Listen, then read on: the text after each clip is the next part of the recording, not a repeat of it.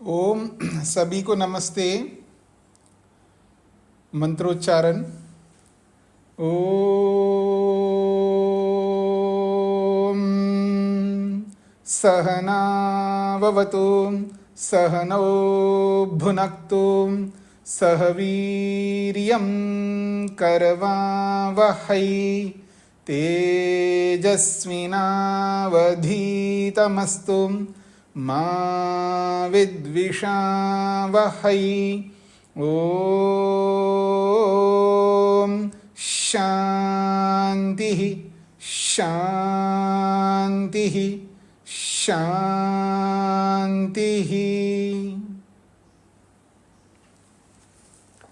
वैशेषिक दर्शन की कक्षा संख्या 93 है।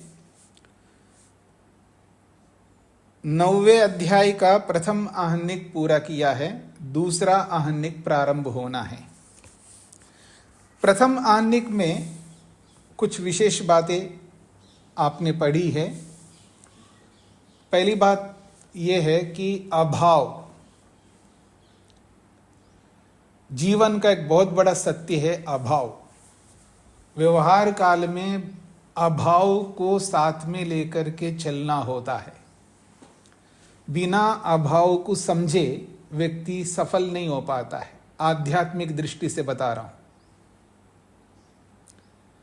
अभाव को समझे बिना आध्यात्मिक दृष्टि से व्यक्ति सफल नहीं हो सकता।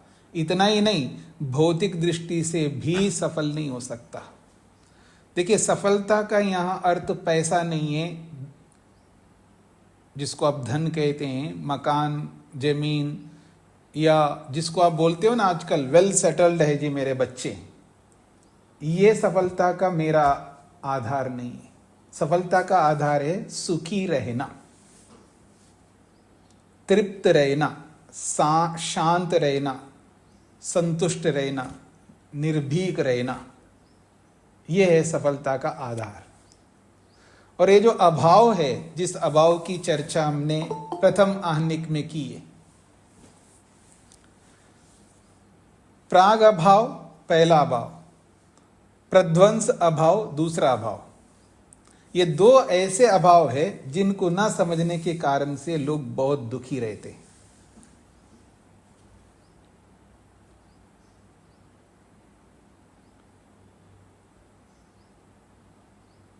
ये जो मेरा शरीर है पहले नहीं था, आज है और कल नहीं रहेगा। ये समझ जो व्यक्ति रखता है वो बहुत सुखी हो जाता है, और ये समझ नहीं रखता है वो बहुत दुखी रहता है। और आप देखेंगे अमूमन मैं कह सकता हूं सभी दुखी रहते हैं शरीर को लेकर के। चाहे वो माँ का शरीर हो या पिता का शरीर हो, पति का शरीर हो या पत्नी का शरीर हो, या बेटे का शरीर हो या बेटी का शरीर हो, जिस किसी का भी शरीर हो, जो आपके निकट से निकट के लोग हैं, दुखी रहते हैं आप लोग जब उनको याद करते हैं। तो जो चले गए,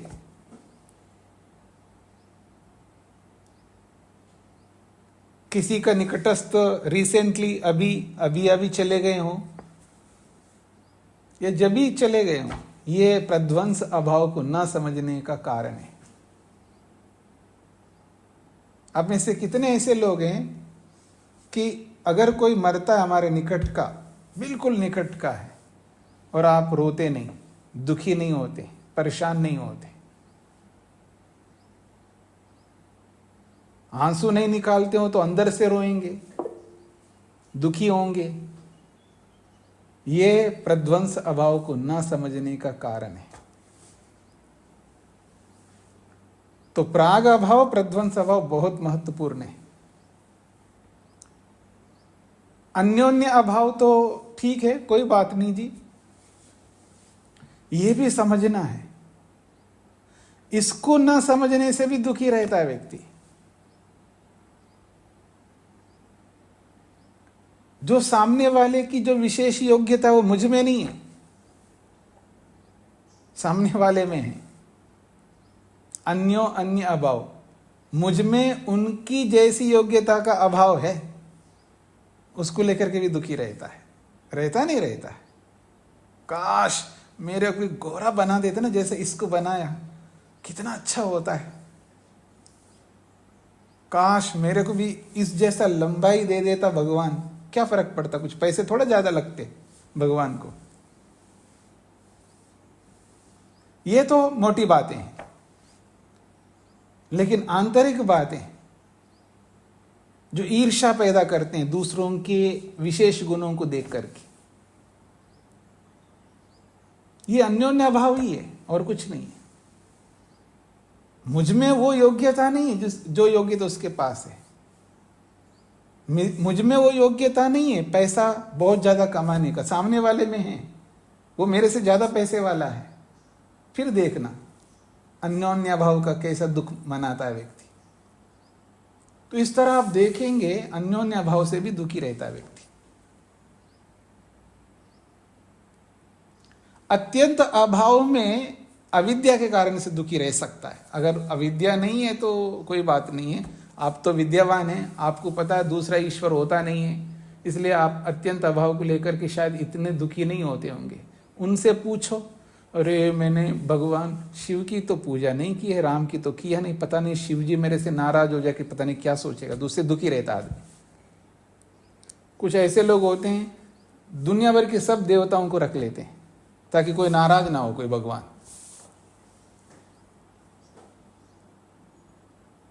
ये अत्यंत अभाव के कारण से दुखी है।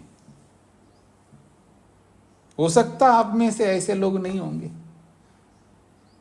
एक बार मैं ऐसे ब्रह्मचारी के समय गुरुकुलों में पढ़ते समय थोड़ा सा निकला था, कुछ और सीखने के लिए हम लोग जाते रहते थे।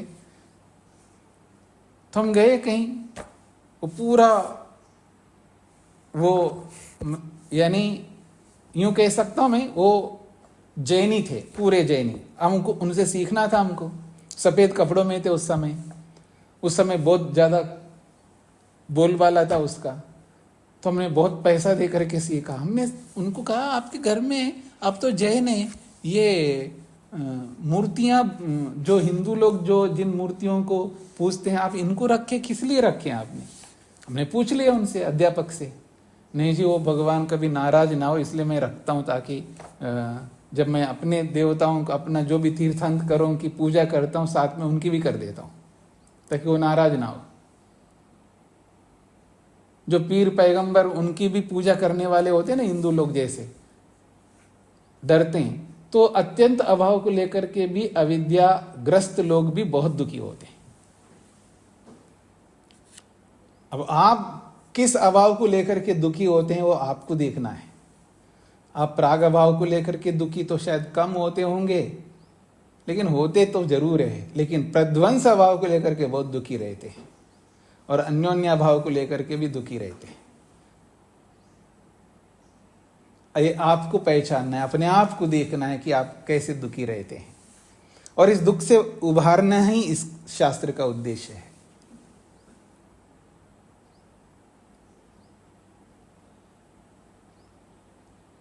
शेखर जी भी पूछ रहे थे ना जी, इस शास्त्र पढ़ने का क्या आध्यात्मिक लाभ है? ये एक लाभ है, ऐसे पीछे भी कई बार बताया, तो आप लोगों को याद करना है, उनको निकालना है। काल को लेकर के भी बताया था, दिशाओं को लेकर के भी बताया था, बहुत सारी बातें कही है। तो अभाव को जानने से सुख है, अभाव को न जानने से बहुत दुख है।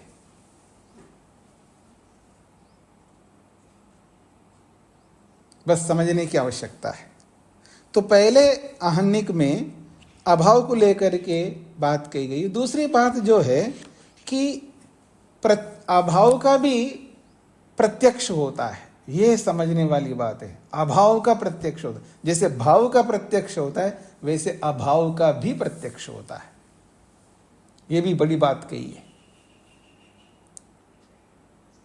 तीसरी बात यह कही है कि द्रव्यों का जैसा प्रत्यक्ष होता है, तो उन द्रव्यों में कुछ ऐसे भी द्रव्य हैं जो सूक्ष्म द्रव्य, जो दिखाई नहीं देते हैं। स्थूल द्रव्य तो बस इंद्रियों से दिखाई देते हैं इसलिए प्रत्यक्ष करते हैं। जो इंद्रियों से नहीं दिखने वाली वस्तुएं,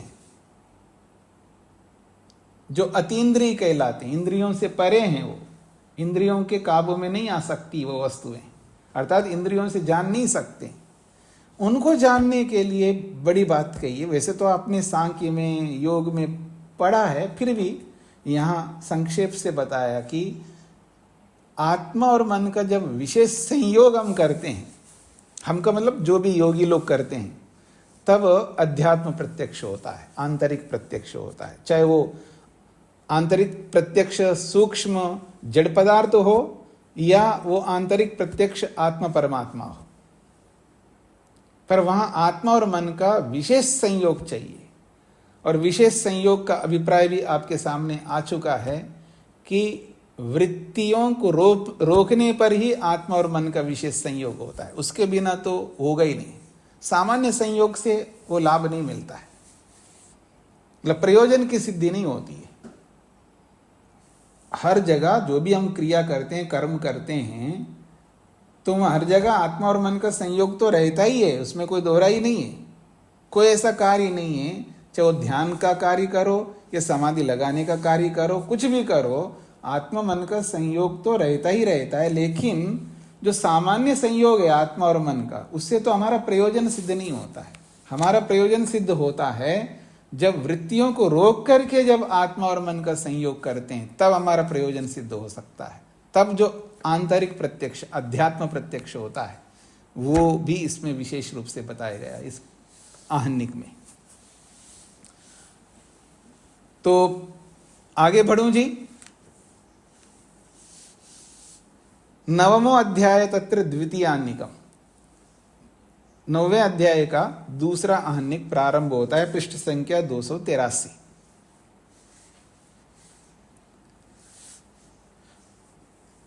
प्रथमाहनिके बाह्यम आध्यात्मिकम च उभयविधम प्रात्यक्षिकम ज्ञानम परीक्षा, इदानीं लैंगिकम आनुमानिकम ज्ञानम परीक्षते। प्रथम आहनिके, प्रथम आहनिक में, इस 9वें अध्याय के पहले आहनिक में, बाह्यम आध्यात्मिकम च उभयविधम प्रात्यक्षिकम ज्ञानम, चाहे वो बाह्य हो चाहे आध्यात्मिक हो, उभयविधम दोनों ही प्रकार के प्रात्यक्षिकम ज्ञानम, प्रत्यक्ष से होने वाले ज्ञान को परीक्षा करके बता दिया। बाह्य प्रत्यक्ष कैसा होता है और आंतरिक प्रत्यक्ष कैसा होता है, दोनों प्रकार के प्रत्यक्ष को लेकर के प्रथम आहनिक में बता दिया है। अब उसकी परीक्षा करके इदानीम, अब लैंगिकम ज्ञानम, जो लैंगिक ज्ञान है, अर्थात अनुमानिकम ज्ञानम, जो अनुमान से होने वाला ज्ञान है, उसको लेकर के परीक्षा की जा रही है। प्रथमम तत्स्वरूपम उच्यते, पहले वो अनुमान के स्वरूप को बताया जा रहा है। पहले स्वरूप को बताएंगे, फिर उसके बाद अपने आप पता लग जाएगा। जब स्वरूप ज्ञान होता है ना, तो परिभाषा भी अपने आप सामने आ जाती है। वो स्वरूप ही परिभाषा के रूप में परिवर्तित होता है। उदाहरण आदि सब उसी के अंतर्गत आ जाते हैं।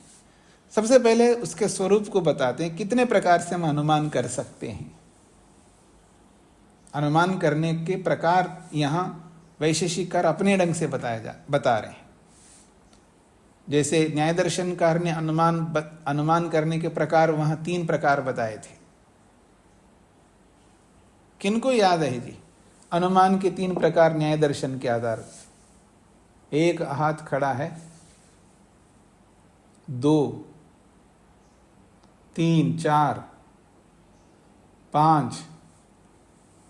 अच्छा, प्रहलाद जी बताइए। नमस्ते गुरु जी। जी, एक तो शेष अभाव और शेष अनुमान होता है, शेष क्रिया हो जाने के बाद का, और पूर्व अनुमान होता है, और एक सामान्य अनुमान होता है। तो लैंग्वेज मैंने ठीक नहीं बोला, लेकिन मीनिंग मैंने ही बताया। पूर्व अनुमान और शेष, पूर्ववत और सामान्यतः। हाँ, ठीक है। चलो देखते हैं आपने कैसे बताया है। और अभी परीक्षा करते हैं जी, आपने जैसे बताया है और लोग क्या बताते हैं, उसकी परीक्षा हो जाएगी। शांति मलिक जी बताइए। हाँ जी, स्वामी जी नमस्ते। पूर्ववत, शेषवत और सामान्य तो दृष्ट। अच्छा, जो जैसे प्रहलाद जी ने बताया वैसे आप बता रहे हैं। देखते हैं और कौन क्या बताते हैं।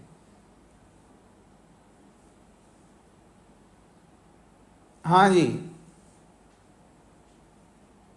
जयन आर्य जी बताइए। स्वामी जी नमस्ते जी। अनुमानम उपमानम हो सकता है? नहीं, उपमान प्रमाण तो है ही, वो भी अनुमान के अंतर्गत होता है। बस अनुमान के कितने प्रकार होते वो बताना है आपको। ठीक है, तो दो लोगों ने ठीक उत्तर दिया है जी, प्रहलाद जी ने भी और शांति जी ने भी। पूर्ववत अनुमान, शेषवत अनुमान, सामान्य तो दृष्ट अनुमान। तो क्या इसके अतिरिक्त भी और कोई होता है जो मैंने छोड़ दिया हो? उमा जी। स्वामी जी शब्द आगम से, हाँ जी, शब्द ज्ञान यानी कि हमारे शास्त्र ज्ञान से और पहले स्मृति ज्ञान से। नहीं, शब्द ज्ञान का मतलब अनुमान होता है। शब्द ज्ञान ये अनुमान नहीं होना चाहिए स्वामी जी। तो फिर आप क्या बता रहे हैं? यही बता रही हूँ तो। नहीं, अनुमान नहीं होना चाहिए, तो जो नहीं होना चाहिए उसको क्यों बताना है फिर अनुमान में? तो 3 प्रकार का अनुमान वहां बताया था न्याय दर्शन में, पूर्ववत, शेषवत, सामान्य तो दृष्ट। तो यहां अनुमान बताने का प्रकार देखिए कैसे बता रहे हैं वैशेषिकार। है तो वही बातें हैं, लेकिन यहां के अनुसार इन्होंने इस तरह बताया। अस्य इदं कार्यं कारणं संयोगी विरोधी समवायी च इति लैंगिकम्। अस्य इदं कार्यं, ये अस्य इदं सबके साथ लगेगा। अस्य इदं कार्यं, अस्य इदं कारणं, अस्य इदं संयोगी, अस्य इदं विरोधी, अस्य इदं समवायी, ये सब के सब लैंगिकम, लैंगिक लिंग से होने वाले ज्ञान है। ये सूत्र है, अस्य इदं कार्यं कारणं संयोगी विरोधी समवायी च इति लैंगिकम। लैंगिकम लिंग से होने वाले ज्ञान को लैंगिक ज्ञान कहते हैं। जैसे प्रात्यक्षिक ज्ञान, लैंगिक ज्ञान, शाब्दिक ज्ञान, शब्द से होने वाले को शाब्दिक। अस्य इदं कार्यं कारणं संयोगी विरोधी समवायी च इति लैंगिकम। अस्य इदं इति प्रत्येकम अभिसंबध्यते। सूत्र में जो अस्य इदं जो प्रारंभ में आया है, ये अस्य इदं प्रत्येकम अभिसंबध्यते। प्रत्येकम का मतलब है कार्यम कारणम संयोगी विरोधी समवायी, प्रत्येक के साथ अभिसंबध्यते जुड़ता है। प्रत्येक शब्द के साथ अस्य इदं अभिसंबध्यते जुड़ता है। तो अस्य इदं प्रत्येक के साथ जुड़ता है, तो कैसे? अस्य इदं कार्यम ऐसे जुड़ेगा, अस्य इदं कारणम ऐसे जुड़ेगा, अस्य इदं संयोगी ऐसे जुड़ेगा, अस्य इदं समवायी ऐसे जुड़ेगा। तो अस्य इदं कार्यम, तो अस्य इदम जो शब्द है प्रत्येकम अभिसंबध्यते। अस्य इदम शब्द प्रत्येक, आगे अस्य इदम के बाद जितने शब्द है उन प्रत्येक शब्द के साथ ये अस्य इदम जुड़ता है। ये इसको ऐसे समझना है। अभिसंबध्यते का मतलब है जुड़ता है। तो अस्य इदम कार्य मतलब इसका यह कार्य। अस्य इदम कार्यम का अर्थ होता है इसका यह कार्य है। अस्य इदं कारणम, इसका यह कारण है। अस्य इदं संयोगी, इसका यह संयोगी है। अस्य इदं समवायी, इसका यह समवायी है। इस तरह जुड़ेगा, यानी इस तरह इनका अर्थ होता है।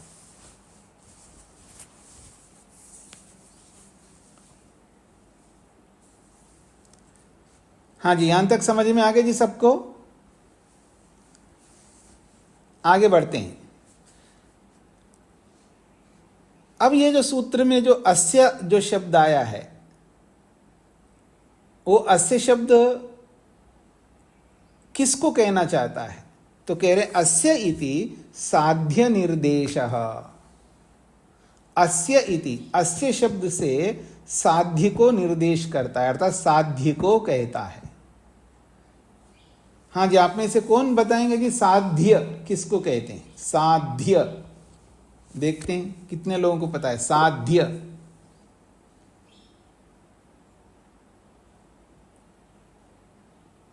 अच्छा, मधु जी बताइए, साध्य किसको कहते हैं? जो हमारा लक्ष्य है, अंतिम लक्ष्य जिसको नहीं, साध्य शब्द का शाब्दिक अर्थ चाहिए मेरे को। साधन जिसके लिए प्रयोग किया जाता है, जिसको प्राप्त करने के लिए, जानने के लिए। अच्छा, अजीत जी बताइए। स्वामी जी नमस्ते। प्रमेय। प्रमेय, अच्छा। हाँ जी, नारायण जी पंडा जी बताइए।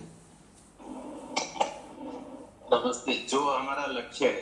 देखो, यही बात मधु जी ने बताई है। साध्य शब्द का शाब्दिक अर्थ होगा। अगर आप लक्ष्य कहो तो लक्ष्य कौन से लक्ष्य को आप कहना चाह रहे हैं हमें नहीं पता रहेगा, इसलिए साध्य का शाब्दिक अर्थ चाहिए होता है। रामवीर जी बताइए। हाँ जी। परमात्मा, परमात्मा ईश्वर। हाँ, अब तो आपका तो एकदम ऐसे गोल में, यानी इसके बाद कोई उत्तर ही नहीं बचेगा। नीतीश आनंद कौन है बताइए। माइक खोलिएगा ना, आप लोग माइक नहीं खोलते कई लोग। अब माइक कह रहा हूँ, वीडियो नहीं खोलते हैं। वीडियो खोलना चाहिए, पता भी लगना चाहिए मेरे को कौन है व्यक्ति। जिनका हो गया वो माइक बंद करके रखें। नीतीश जी आनंद कौन है? अपना वीडियो ऑन करके बताइए क्या कहना चाहते। साध्य, सिद्ध करने योग्य। हाँ, ये यथार्थ है। शाब्दिक अर्थ है साध्य का मतलब सिद्ध करने योग्य। अब वो जिसको आप सिद्ध करना चाहते हैं वो है साध्य। जिसको भी आप सिद्ध करना चाहते हैं, आप चाहे अग्नि को सिद्ध करना चाहते हैं, आप को पहाड़ को सिद्ध करना चाहते हैं, किसी शरीर को सिद्ध करना चाहते हैं, किसी डिब्बे को सिद्ध करना चाहते हैं, चाहे किसी लैपटॉप को सिद्ध करना चाहते, जो भी सिद्ध करने योग्य होता है उसको साध्य कहते हैं। माइक बंद करके रखिए, जिनका उत्तर आ जाता है उसके बाद माइक बंद होना चाहिए, डिस्टर्ब होता है। तो साध्य शब्द का अर्थ है सिद्ध करने योग्य। तो यहां पर कहा अस्य इति, सूत्र में जो अस्य शब्द आया है ये साध्य को कहने के लिए आया, अर्थात जिसको आप सिद्ध करना चाहते हो उसको कहने के लिए अस्य शब्द आया है। और इसी साध्य को ही स्पष्ट किया अनुमेय निर्देशः। अनुमेय कहते हैं अनुमान करने योग्य। अनुमेय का अर्थ होता है अनुमान करने योग्य। सिद्ध करने योग्य को साध्य, अनुमान करने योग्य को अनुमेय कहते हैं। इसी को खोल करके अगले शब्द से बोला है लिंगी निर्देशः।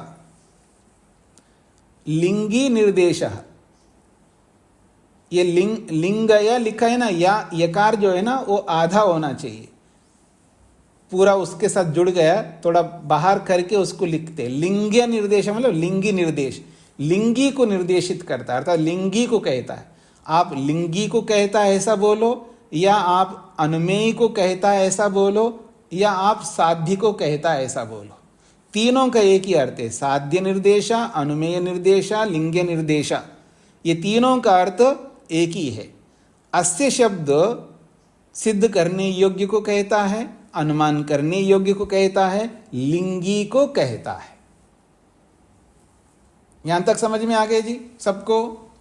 अब सूत्र में इदम भी आया है, इदम इति। अब ये इदम शब्द किसके लिए आया है? तो कहते हैं साधन निर्देशा, वो साधन को कहता है। जब अस्य शब्द साध्य को कहता है तो साध्य सिद्ध करने योग्य को साध्य कहेंगे, और सिद्ध करने वाले को साधन कहते हैं। सिद्ध करने वाले को साधन कहते हैं। तो इदम शब्द जो है वो साधन को कहने के लिए आया है। या आप ऐसे भी कह सकते हो अनुमापक निर्देशा। अनुमापक, अनुमापक कहते हैं अनुमान कराने वाला, अनुमापक को कहता है। या यूं भी कह सकते लिंग निर्देशा, लिंग को कहता है। लिंग को कहता है कहो, अनुमापक को कहता है कहो, या साधन को कहता हो कहो। इदम शब्द साधन को कहता है, अनुमापक को कहता है, लिंग को कहता है।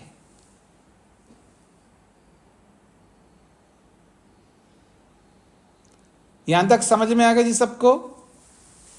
ये अनुमान का प्रकार जो है ना बहुत उपयोगी है और रोचक भी है। यानी रुचि पैदा, अनुमान जब करवाया जाता है, अनुमान की जब व्याख्या की जाती है, वहां तत्परता रहती। जैसे कोई सीरियल देखता है ना, विशेषकर जो सस्पेंस वाला जो सीरियल पिक्चर देखता है, तो वो उत्सुक रहता है, हाँ अब क्या होगा, अब क्या होगा, अब क्या होगा, ऐसा। तो ये अनुमान जो है, ये भी ऐसे सस्पेंस में रहता है, अब क्या हेतु देगा ये, अरे इसने ये जो कहा कि आत्मा होता है, अब आत्मा होता है तो अब क्या हेतु देगा, वो उत्सुकता रहती है। फिर अगले को उत्सुकता रहती है, इसका खंडन कैसे करेगा। बड़ा रोचक विषय है।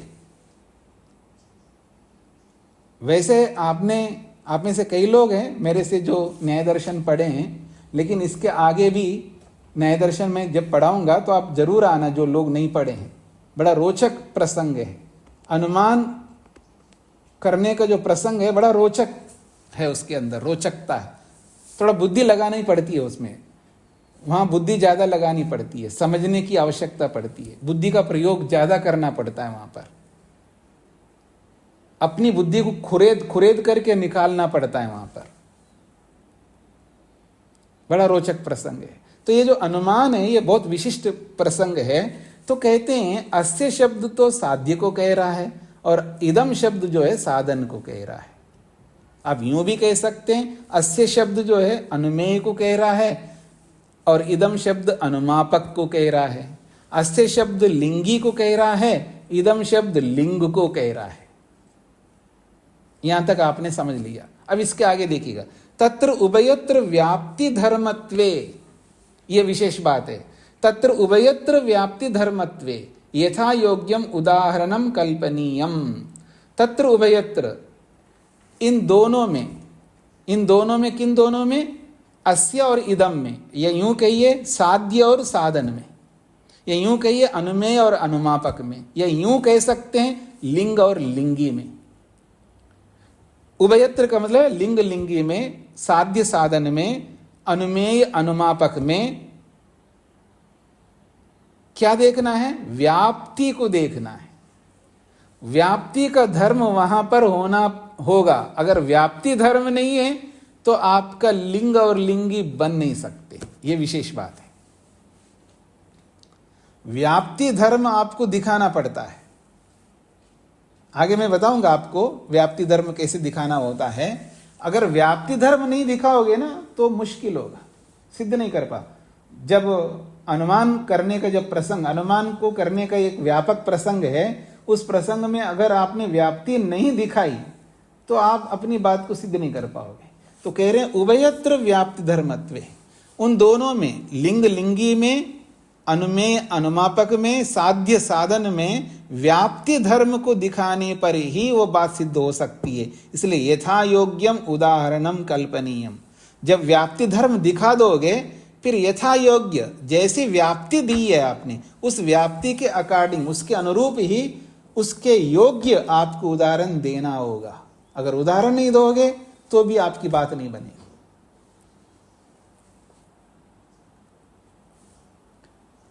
आज यहां तक स्पष्ट हो गया जी सभी को?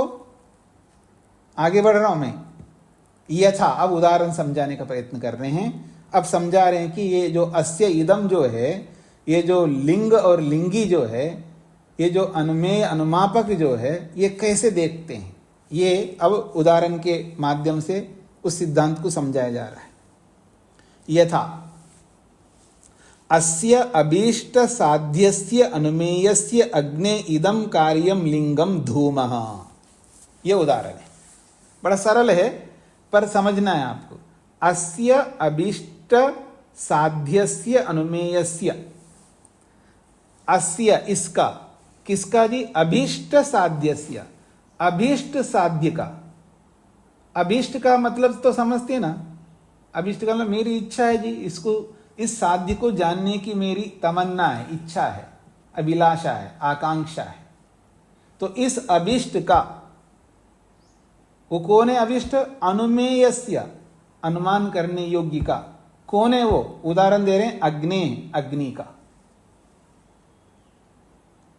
अग्नि को जानना है मेरे को, दिखाई नहीं दे रही अग्नि, उस अग्नि को जानना है, वो जानने योग्य अग्नि, जानने योग्य अग्नि है, क्योंकि मैं दूर हूं। अब दूर से मेरे को अग्नि को जानना है, पास से जानेंगे तो वो तो प्रत्यक्ष है। अनुमान तो जो नहीं देख सकते उसके लिए किया जाता है। ये जो अनुमान का प्रयोग जहां भी हम करते हैं संसार में, जिसको हम देख नहीं सकते उसी का अनुमान किया जाता है।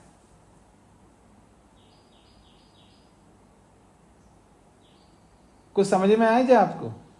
मेले में गए कभी? मेले में बहुत भीड़ होती है, छोटे छोटे मेले भी होते हैं। हम लोग गुरुकुलों में रहे, गंगा किनारे बहुत मेले लगते ही रहते थे वहां पर। तो मेले में भीड़ होती है, बहुत भीड़ होती है, कोई ना कोई बच्चा खो जाता है।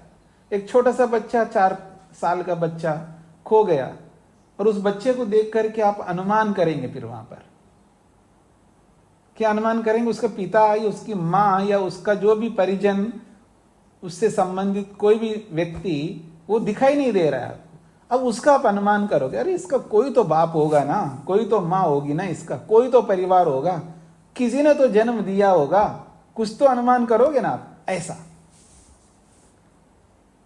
तो यही कहना चाह रहे हैं, अस्य अभीष्ट साध्यस्य, इस अभीष्ट साध्य का, अर्थात इस अभीष्ट अनुमेय का, अर्थात इस अभीष्ट अग्नि का, क्योंकि मेरे को जानना है कि अग्नि है या नहीं, क्योंकि मैं दूर हूं। और उस अग्नि को जानने के लिए साधन क्या है, अनुमापक क्या है, लिंग क्या है? इदम कार्यम लिंगम धूमः, लिंगम बिंदी होनी चाहिए।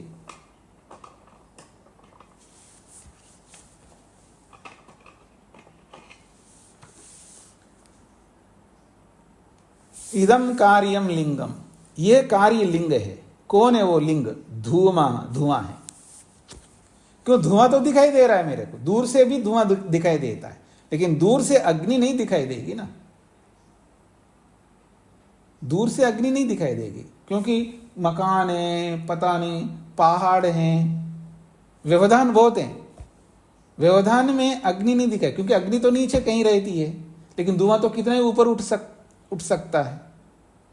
तो धुआं तो प्रत्यक्ष हो रहा है, पर उस धुएं को देख करके हमें अग्नि का अनुमान करना कि यहां ये जो धुआं दिखाई दे रहा है वहां अग्नि है ही नहीं है। तो कहना चाह रहे हैं, इस अभीष्ट साध्य रूपी अनुमेय रूपी अग्नि का ये जो कार्य रूपी लिंग रूपी धूम है, ये उस धूम से ही हम जान सकते हैं उस अग्नि को, बशर्त वो धुआं होना चाहिए।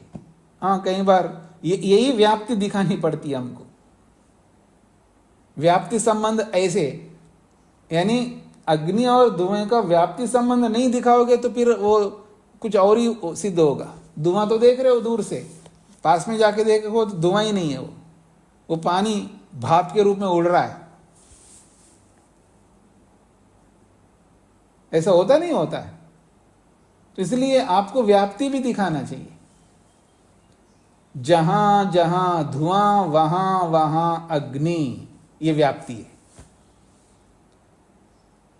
जहां जहां धुआं वहां वहां अग्नि, ये व्याप्ति है।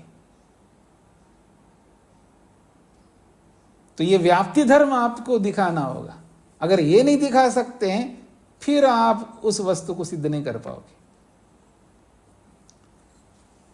तेना अग्नि इति ज्ञानम लैंगिकम, तेना उस धुएं से ही व्याप्ति दिखाने के बाद, तेना उस व्याप्ति को देखने के बाद में, तेना उस धुएं के कारण से, अग्नि इति ज्ञानम, अग्नि वहां अवश्य है, ये ज्ञान होता है।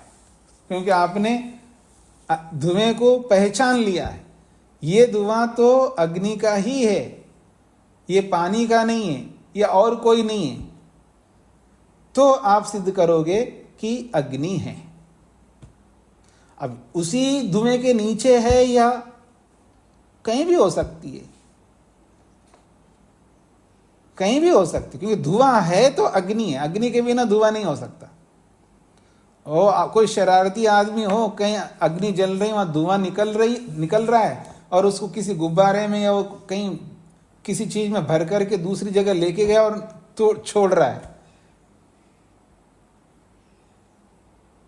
आप उस धुएं को देख के नहीं, उसी धुएं के नीचे ही अग्नि है, ऐसा अगर आप सोचोगे तो गया, तो वहां जाओ के देखोगे तो नहीं मिलेगा आपको।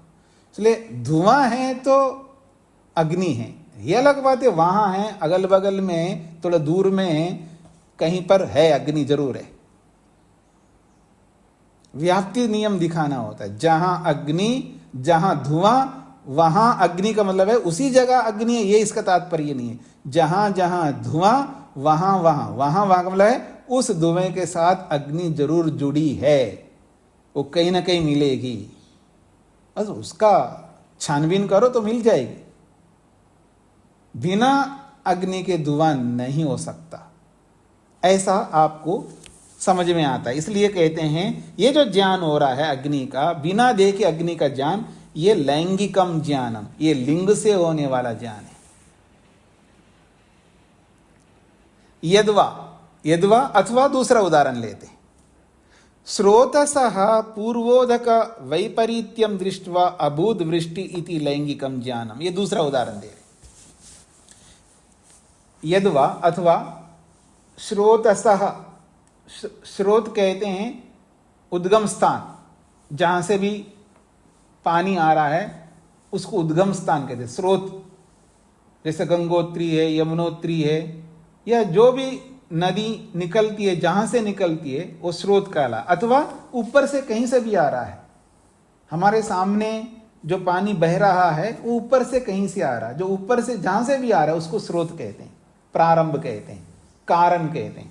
तो स्रोतसः, स्रोत से, पूर्वोदक वैपरीत्यम, जैसे पानी बह रहा है तो बिल्कुल एकदम ताजा और एकदम साफ सुथरा पानी बह रहा है, तो पहले जैसे बह रहा था पानी उसके विपरीत रूप में बह रहा है, अर्थात मठ मैला के रूप में, यानी मिट्टी मिला हुआ के रूप में और पत्तियां झाड़ झंकाड़ के साथ में बहता हुआ, ये पहले साफ सुथरा के विपरीत बहता हुआ पानी को दृष्टवा देख करके क्या समझ में आता है। वैसे भी आजकल बरसात का समय चल रहा है, अभूत वृष्टि इति, हाँ बरसात हो गई है, पीछे कहीं बरसात हो गई है। अभी मैं जैसे लैपटॉप खोला तो सामने आया कि हैदराबाद में मूसलाधार बरसात हो रही है और तेलंगाना के अलग अलग जिलों में बहुत बरसात हो रही है और कई दिनों तक चलेगा, 4-5 दिन तक, ऐसा बोला जा रहा है। कहीं बाढ़ आ रहा है, कहीं कुछ हो रहा है, तो अभी बरसात का ही समय चल रहा है। अब कहीं भी नदी में जाके देखो पानी साफ नहीं दिखाई देगा, वहां नहीं हो रही है बरसात जहां पानी बह रहा है, फिर भी पानी दूसरे ढंग से बह रहा, मिट्टी से युक्त, झाड़ झंकाड़ से, टेनियों से, पत्तों से, उससे इससे युक्त बह रहा है, तो आपको समझ में आ जाएगा आसानी से। क्या समझ में आएगा? पीछे कहीं बरसात हुई है, यही बात कहना चाह रहे हैं। स्रोत से पूर्वोदक वैपरीत्यम, जहां से पानी आ रहा है उस स्रोत से पहले जैसा पानी बह रहा था उसके वैपरीत्यम, उसके विपरीत, विरुद्ध पानी को दृष्टवा देख करके अभूत वृष्टि, बरसात पीछे हुई है, इस प्रकार लैंगिकम ज्ञानम, ये लिंग से होने वाला ज्ञान है। अब यहां लिंग कौन है जी? मठ मैला पानी, ये लिंग है। और लिंगी कौन है? लिंगी कौन है जी? यहां पर कौन बताएंगे?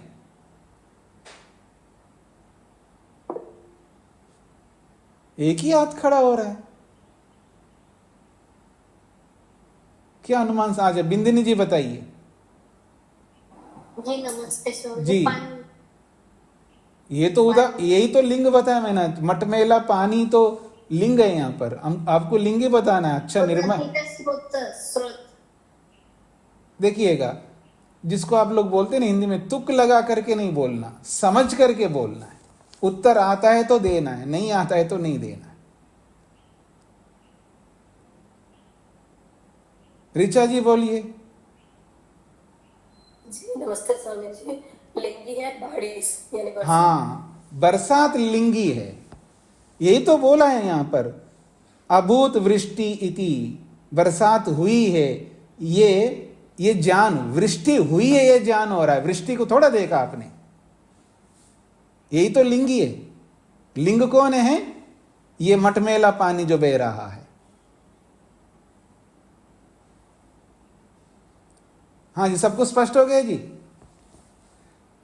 श्रोतसा पूर्वोदक वैपरीत्यम दृष्टवा, स्रोत से पहले के पानी के विपरीत पानी को देख करके अभूत वृष्टि, बरसात हो गई है, ऐसा ये लैंगिक ज्ञान होता है, लिंग से होने वाला ज्ञान।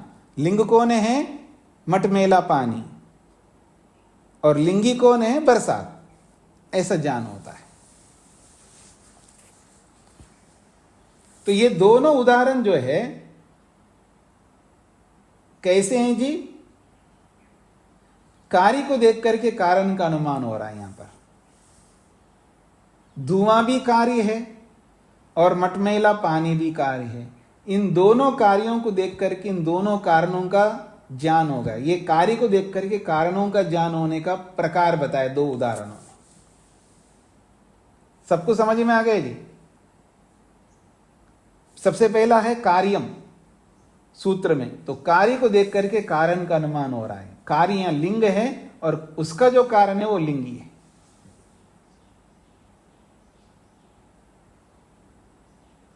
अब कारण को देख करके कार्य का भी अनुमान होता है। जैसे कार्य को देख करके कारण का अनुमान होता है, कार्य को देख करके कारण का अनुमान होता है। दो उदाहरणों में कार्य को देख करके कारण का अनुमान किया है। अब यहां पर आगे जो बताया जाएगा, कारण को देख करके कार्य का भी अनुमान होता है। अब देखिएगा, अस्य वृष्टि रूपस्य कार्यस्य अनुमेयस्य इदं मेघवर्धनम कारणम। अस्य वृष्टि रूपस्य कार्यस्य अनुमेयस्य, ये जो वृष्टि रूप कार्य है, अनुमेयस्य अनुमान करने योग्य है, क्योंकि वृष्टि अभी हुई नहीं है, अभी वृष्टि नहीं हुए। इधर देखिए मेरी ओर, कम वक्त क्या करें जी, आसमान में तो बादल ही बादल है लेकिन बरसात नहीं हो रही। समझ रहे ना? कई बार ऐसा भी होता है ना।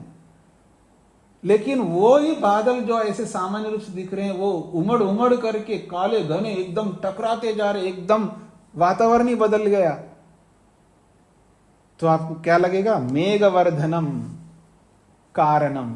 मेघ बढ़ते जा रहे हैं, घने के रूप में प्रस्तुत होते जा रहे हैं, काले के रूप में प्रस्तुत हो रहे हैं, और इधर से आ रहे हैं, उधर से आ रहे हैं, टकरा रहे हैं, दिखाई दे रहा है आपको। तो मेघवर्धनम कारणम दृष्टवा, मेघ का बढ़ना रूपी कारण को देख करके क्या अनुमान होता है? भविष्यति वृष्टि इति, बरसात होगी, ऐसा लैंगिकम ज्ञानम भवति, लैंगिक ज्ञान होता है। तो यहां मेघों का बढ़ना क्या है? कारण है। किसका? वृष्टि का। तो वृष्टि क्या है? कार्य है, और बादलों का बढ़ना क्या है? यह कारण है। तो कारणों को देख करके कार्य का भी अनुमान होता है। ये उदाहरण है। कारणम दृष्ट्वा कार्यस्य अनुमानम। पहले क्या बताया था? कार्यम दृष्ट्वा कारणस्य अनुमानम। पहले उदाहरण में बताया कार्य को देख करके कारण का अनुमान, दूसरे में कारण को देख करके कार्य का अनुमान। जैसे बना हुआ मकान है, बना हुआ मकान है, उसको देख करके उसके कारण का अनुमान होगा। अगर राजस्थान में ठेठ राजस्थान में जाकर के देखो मकान को, तो कारण का अनुमान दिया, इन लोगों ने पत्थरों से बनाए ये मकान। ये बाकी जगह देखो, ये तो ईंट सीमेंट आदि से बनाया है। ऐसे अमेरिका अथवा ऐसे कनाडा, ऐसे देशों में जाके देखो, हाँ ये तो वहाँ का एक प्लास्टिक जैसा ऐसा कुछ होता है, इससे बना हुआ है। ऐसा कार्य को देख करके कारण का अनुमान, और कहीं कारणों को देख के कार्य का अनुमान। अरे मेरे बगल में ये क्या हो रहा है? ईंटें ला करके रखते जा रहे हैं, सीमेंट की बोरियां रखते जा रहे हैं, सरिया भी लगा रहे हैं। यहां पर कारणों को देख करके क्या समझ में आएगा, यहां कुछ बनाएंगे, क्योंकि ईंट लाके रख रहे हैं, सीमेंट के कट्टे लाके रख रहे हैं, सरिया भी डंप कर दिया वहां पर, चहल पहल हो रहा है, तो क्या अनुमान होगा, या कुछ बनाएंगे, ये अनुमान होगा। तो कारणों को देख करके कार्य का अनुमान और कार्य को देख करके कारणों का अनुमान, यही तो बताए जा रहे हैं यहां पर। तो अब जो उदाहरण हमने पढ़ा है कि मेघों के बढ़ने को देख करके बरसात होगी, ऐसा अनुमान होता है। तो मेघों का बढ़ना कारण है, बरसात होगी यह है कार्य। आगे बढ़ता हूं जी।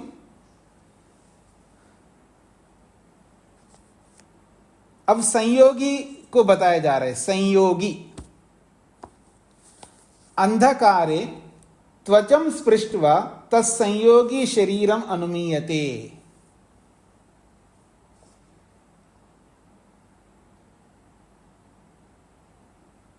हाँ जी, एक काम करता हूं मैं, आपको ऐसी जगह ले चलूं अंधकार में, घनघोर अंधकार, कुछ नहीं दिखता है आपको, अपने आप को, अपने शरीर भी नहीं दिखेगा आपको।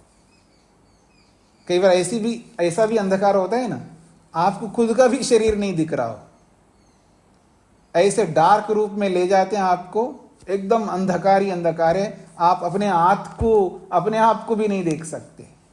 फिर ऐसे ऐसे करते हुए आपको उसमें छोड़ दिया, ऐसे ऐसे करते हुए इधर उधर जाओगे आप, कहीं बिजली का कोई स्विच है या इसका ऐसा कुछ ना कुछ आपको लेना है और जलाना है, आपको वहां पर प्रकाश करना है।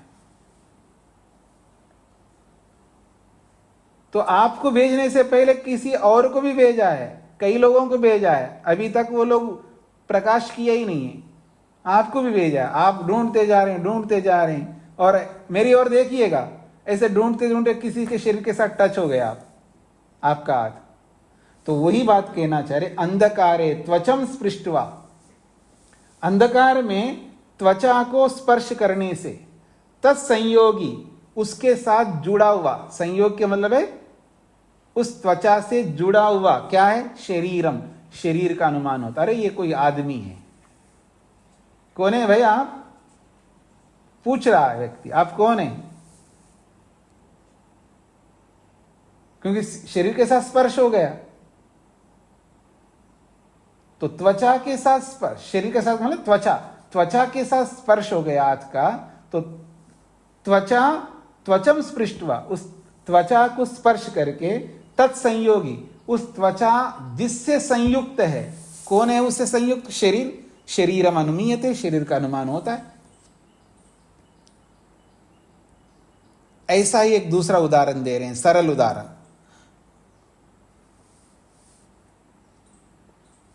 कुटिया पृष्ठे, कुटिया होना चाहिए जी, कुटिया, टकार अलंत, कुटीर बोलते हैं ना आप, कुटिया, कुटीर,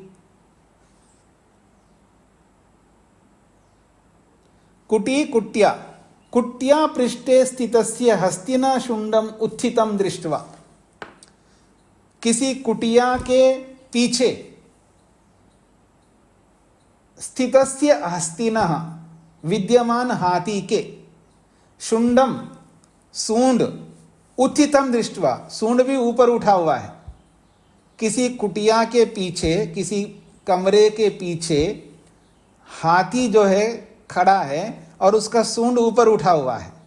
तो ऊपर उठे हुए सूंड को देख करके हस्ती व्यवहितो अनुमीयते, जो हाथी दिखाई नहीं दे रहा है लेकिन व्यवहित है, वो कुटिया के पीछे है, और उस कुटिया के पीछे जो व्यवधान युक्त हाथी है उसका आप अनुमान होता है। तो देखा किसको है जी, सूंड को, सूंड तो दिखाई दे रहा है, वो भी सूंड थोड़ा सा, पूरा नहीं, बस थोड़ा सा आगे का, इतना ऐसे ऐसा कर रहा है किसी ना किसी को पकड़ने के लिए, ठीक है जी। अब उस सूंड को देख करके, सूंड जिससे संयुक्त है, उसका जो संयोगी हाथी, उसका आप अनुमान करेंगे। यह संयोगी का उदाहरण है।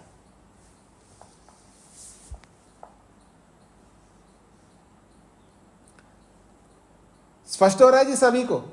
आगे बढ़ता हूं जी। अब विरोधी का उदाहरण दे रहे हैं। विरोधी, ये जग जाहिर है विरोधी।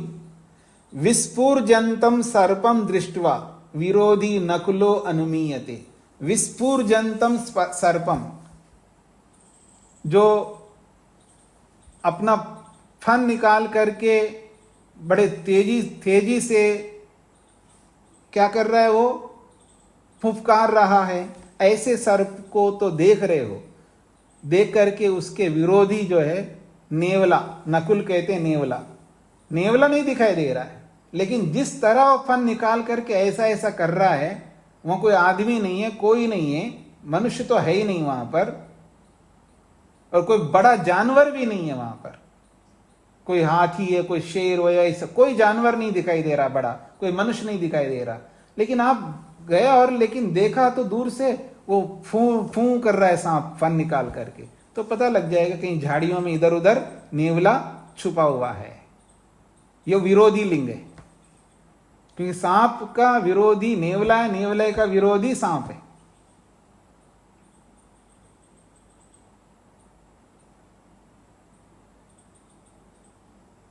आपका उदाहरण दूं? क्यों जी, आपका उदाहरण दूं? अब विरोधी नहीं है, लेकिन आजकल लोगों ने बना रखा है सास को बहू को। ठीक है जी। अगर कहीं सास दिखाई दे रहे हैं ना, तो उसका विरोधी बहू का भी ज्ञान होगा, बहू को देख करके विरोधी सास का भी ज्ञान होगा। ऐसा ये भी कह सकता हूं, पति को देख करके पत्नी का बोध होगा, पत्नी को देख करके पति का बोध होगा, पिता को देख करके माता का बोध होगा, माता को देख करके पिता का बोध होगा, गुरु को देख करके शिष्य का भी बोध होगा, शिष्य को देख करके गुरु का भी। ये सब विरोधी है एक दूसरे के। ये विरोधी का मतलब वैसे विरोधी नहीं है, बस केवल यहां पर संबंध रूपी विरोधी है, ऐसा समझ सकते हैं। यहां विरोधी शब्द से बिल्कुल ऐसे विरोधी है, इसलिए विरोधी का जो प्रसिद्ध उदाहरण है ना, वो दिया है सांप और नेवले का। ऐसे और भी कोई जो प्रसिद्ध होना चाहिए, याद रखना। ऐसे ही कोई विरोधी को लेकर, अब जैसे सास बहू का कोई विरोध प्रसिद्ध थोड़ा है, ये तो ऐसा बना लिया, इसलिए ये उदाहरण नहीं दे सकते। माता पिता का उदाहरण नहीं दे सकते, गुरु शिष्य, ये विरोधी नहीं है, वैसे विरोधी नहीं है। ये विपरीत लिंग होने के कारण से वैसे मैंने बोल दिया विरोधी। ठीक हो गया जी, लेकिन विरोधी में ले सकते हैं। तो कार्य का, कारण का, संयोगी का, विरोधी का बता दिया। अब समवायी का उदाहरण बता रहे हैं। स्पर्शेन समवायी वायु अनुमीयते। स्पर्श से समवायी वायु का अनुमान होता है। वायु समवायी क्यों है जी? कौन बताएंगे वायु समवायी क्यों है? RAS जी बोलिए। नमस्ते स्वामी जी। वायु द्रव्य होने से द्रव्य ही समवायी कारण होता है, इसलिए। नहीं, ये तो सही है, लेकिन मैं ये नहीं पूछना चाह रहा हूं वायु समवायी क्यों है स्पर्श का। ये उदाहरण, इसका उत्तर देना, तो आपको ये उत्तर देना चाहिए, स्पर्श वायु में समवेत रहता है, इसलिए वायु समवायी है। ये आपको उत्तर देना चाहिए। वायु में स्पर्श समवेत रहता, समवेत का मतलब है विद्यमान होता है, अर्थात वायु में स्पर्श रहता है। समवेत का मतलब है रहना। तो वायु में स्पर्श समवेत रहता है, आत्मा में इच्छा समवेत रहता है, आत्मा में प्रयत्न समवेत रहता है। ऐसा समवेत, जिसमें कोई गुण किसी में समवेत है उसको समवायी कहते हैं।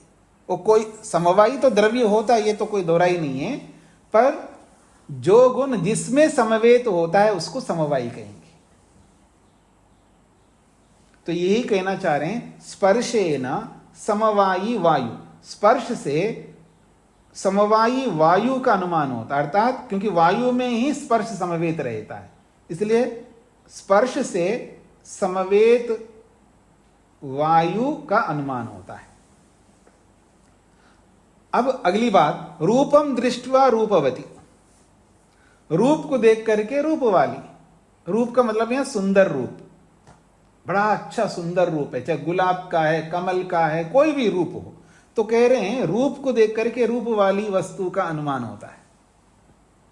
अब इसी के साथ जुड़ी हुई एक दूसरी बात बताई जा रही है, यह विशेष बात है। एकार्थ समवायी स्पर्शो अनुमीयते, ऐसा होना चाहिए, स्पर्शो अनुमीयते, ओ की मात्रा दे दीजिएगा, स्पर्शो अनुमीयते। एकार्थ समवाय, एकार्थ समवाय समझते हैं जी, एक ही अर्थ में समवेत दो वस्तुएं हैं, दो पदार्थ एक में समवेत है, उसको एकार्थ समवायी कहते हैं। एक अर्थ अर्थात एक पदार्थ में दो समवेत है, जैसे रूप जिसमें समवेत है उसमें स्पर्श भी समवेत होगा, ये अनिवार्य संबंध है। पीछे पढ़ चुके हैं आप सब, ये किसी को याद आ रहा है? जहां जहां रूप वहां वहां स्पर्श, ये हो नहीं सकता, रूप है लेकिन स्पर्श नहीं है, ये नहीं हो सकता। इसको कहते एकार्थ समवायी, एक ही अर्थ में दोनों समवेत है, उसको एकार्थ समवायी कहते हैं। तो यही बात कहना चाह रहे हैं यहां पर, तत्र एकार्थ समवायी स्पर्शो अनुमीयते। जिस रूप वाली वस्तु को अपने जाना है, अनुमान किया, रूपम दृष्टवा, रूप को देख करके रूप वाली वस्तु का तो अनुमान किया है, और उसके साथ साथ स्पर्श का भी आप अनुमान करोगे। किससे? रूप से। रूप से स्पर्श का भी अनुमान हो रहा है, दो का अनुमान हो रहा है।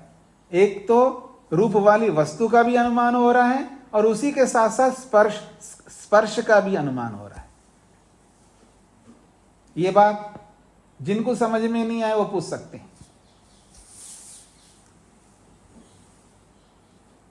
रूप को देखा आपने, रूप प्रत्यक्ष है, ठीक है जी, तो रूप वाली वस्तु का अनुमान होता है। एक तो वस्तु का अनुमान हो गया, और दूसरा यह है कि रूप को देखने से रूप वाली वस्तु का तो अनुमान होता है, लेकिन उसके साथ साथ स्पर्श का भी अनुमान होता है, क्योंकि स्पर्श को थोड़ा आपने स्पर्श किया है, बिना स्पर्श किए ही स्पर्श का अनुमान करोगे। क्यों? क्योंकि रूप जहां पर भी रहता है वहां स्पर्श भी होता है। इसका उल्टा करो, जहां स्पर्श हो वहां रूप हो, यह जरूरी नहीं है। जैसे वायु है, वायु में स्पर्श है लेकिन वहां रूप नहीं रहता है, लेकिन जहां रूप है वहां स्पर्श जरूर रहता है। तो इसलिए इसको कहते हैं एकार्थ समवायी स्पर्शो अनुमीयते, एक ही अर्थ में समवेत स्पर्श का भी अनुमान होता है। अब यहां समवायी कौन हुआ है जी? स्पर्श हो गया। तो समवायी स्पर्श, स्पर्श तो गुण है, गुण में रूप नहीं रहता है, लेकिन स्पर्श वाली वस्तु, मोटे तौर पर समवायी स्पर्श को इसलिए बोला है मैं, क्योंकि यहां स्पर्श का अनुमान कर रहे हैं ना, तो स्पर्श समवायी बन जाएगा, और रूप जो है ये लिंग बन जाएगा। पर केवल स्पर्श ही समवायी नहीं होता, स्पर्श वाली वस्तु भी वहां पर वस्तु होता है। वो समवायी शब्द जो है वस्तु के लिए कहा गया है, स्पर्श के लिए नहीं कहा गया है। स्पर्शेनापि तत्र भवितव्यमेव इति, क्योंकि रूप को आपने देखा तो वहां स्पर्श को तो होना ही चाहिए, इसको आप नकार नहीं सकते। इति, इस प्रकार से सर्वम ज्ञानम लैंगिकम, ये जितने भी अभी ज्ञान बताए गए इस सूत्र में, ये सब के सब लैंगिकम, लिंग से होने वाले ज्ञान है, अर्थात आनुमानिकम भवति, वो अनुमान से होने वाले ज्ञान है। सभी को स्पष्ट हो गया जी? ये बहुत महत्वपूर्ण सूत्र है वैसे अनुमान का, इसका विस्तार थोड़ा और आगे करेंगे। तो हाँ जी, सोमनाथ जी। स्वामी जी नमस्ते जी। ये जो हाथी का सूंड जो तृतीया का पीछे, वो संयोग का शब्द कैसा होता है? हाँ जी, संयोग है ना, क्योंकि सूंड हाथी के साथ ही संयुक्त रहता है ना जी। सूंड अलग रहता हो और हाथी अलग है, हाथी के साथ सूंड संयुक्त है, अवयव अवयवी के साथ जुड़ा रहता है ना, मेरा हाथ मेरे शरीर के साथ संयुक्त है, अलग नहीं है। तो उसको संयोग, इसको संयोगी कहते हैं। जी जी। ओम शांति शांति शांति।